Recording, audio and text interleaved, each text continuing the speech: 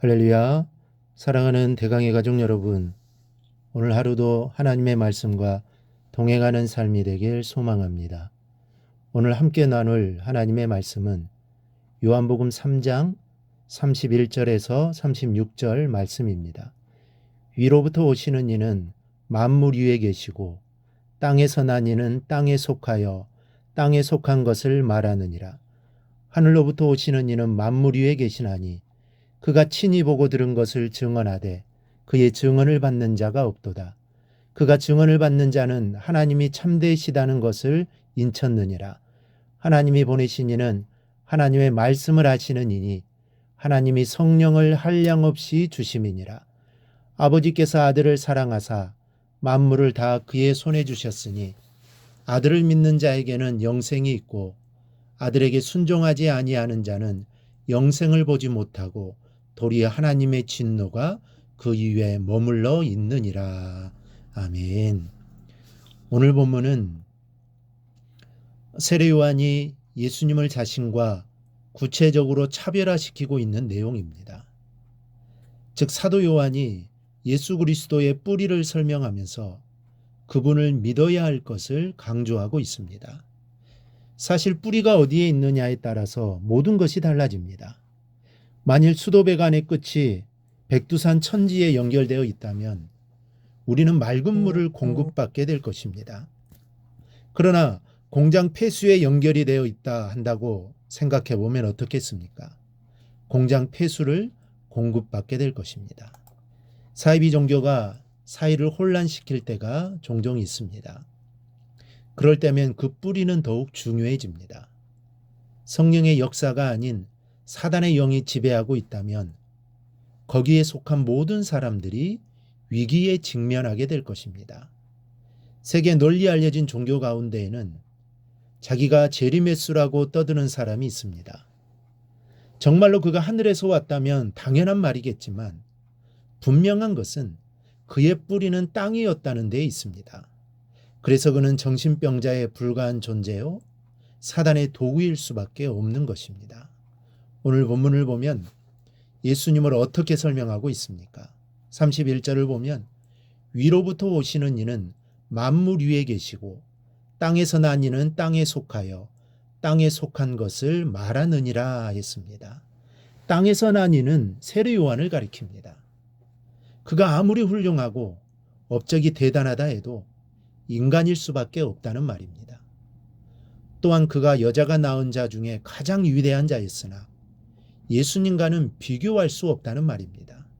이에 반해 예수님은 어떤 분이십니까? 위로부터 오시는 이라고 말합니다.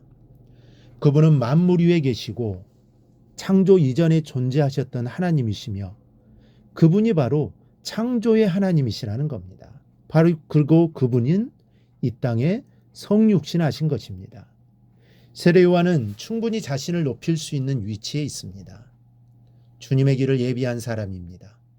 주님보다 앞서서 세례를 베풀고 회개의 복음을 전한 사람입니다. 하지만 지금 세례 요한은 자신을 낮추고 예수님을 높이고 있습니다. 우리 안에도 이러한 모습들이 있어야 합니다. 내가 대단한 것 같고 믿음 생활 열심히 하는 것 같지만 저와 여러분 이 땅에 살고 있습니다. 죄악 중에 거하고 있습니다. 하지만 주님은 하나님이시며 하늘에 거하시는 분입니다. 우리와 완전히 다르신 분입니다. 이 사실을 잊어서는 안 됩니다. 이 사실을 잊게 될 때 교만하게 되는 것입니다. 하나님의 영광보다는 내 자신을 드러내려고 합니다. 이런 모습들이 내 안에 있지는 않는지 오늘 새벽 시간 기도를 통해 되돌아보기를 바랍니다. 세례 요한은 이와 같이 예수님이 어떤 분이시라는 것을 설명한 후에 두 가지의 길이 있음을 가르쳐 줍니다. 36절에 아들을 믿는 자에게는 영생이 있고 아들에게 순종하지 아니하는 자는 영생을 보지 못하고 도리어 하나님의 진노가 그 위에 머물러 있느니라. 하나님께서는 모든 사람을 둘로 구분하시는데 하나는 예수를 믿는 성도들이고 다른 하나는 예수 믿기를 거부하는 불신자들입니다. 이 세계 모든 사람은 이 두 가지 가운데 하나에 속하여 각각의 몫을 얻게 됩니다. 예수를 믿는 사람들은 영생을 얻게 되고 예수를 거부하는 이들에게는 하나님의 진노가 임하게 됩니다.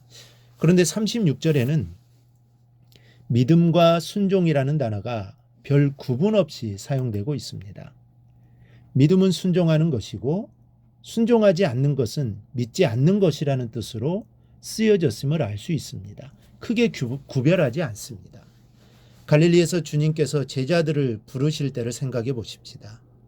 제자들은 그물을 버려야 했고 처와 자식들까지 버려야 했습니다.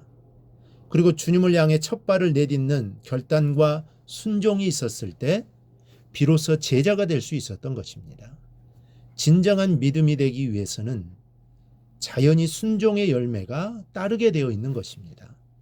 믿는다고 하면서 순종하지 않는 것은 진정한 믿음이라고 할 수 없습니다. 아무쪼록 우리의 믿음은 말만 앞세우는 믿음이 아니라 하나님의 아들을 순종하며 그분을 따르는 순종의 열매가 맺혀지기를 주님의 이름으로 축원합니다. 36절에 아들에게 순종하지 아니하는 자는 영생을 보지 못하고 도리어 하나님의 진노가 그 위에 머물러 있느니라고 했습니다. 하나님의 진노가 그 위에 머물러 있다고 했는데 여기 진노라는 단어는 두 가지가 있습니다. 하나는 디모스라는 단어인데 이는 일시적이고 가끔 성내는 것을 말합니다. 또 하나는 오르게입니다. 이것은 영구적인 노를 말합니다. 이 오르게라는 단어가 오늘 본절에 쓰여진 단어입니다. 즉 하나님의 영원한 진노를 면할 수 없다는 뜻입니다.